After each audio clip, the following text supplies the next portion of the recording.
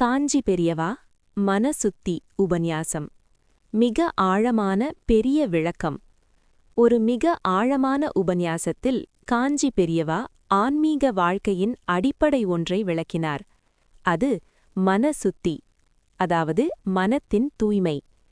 பெரியவா சொன்னார், மனம் சுத்தமாக இல்லாமல் ஆன்மீகம் வளராது.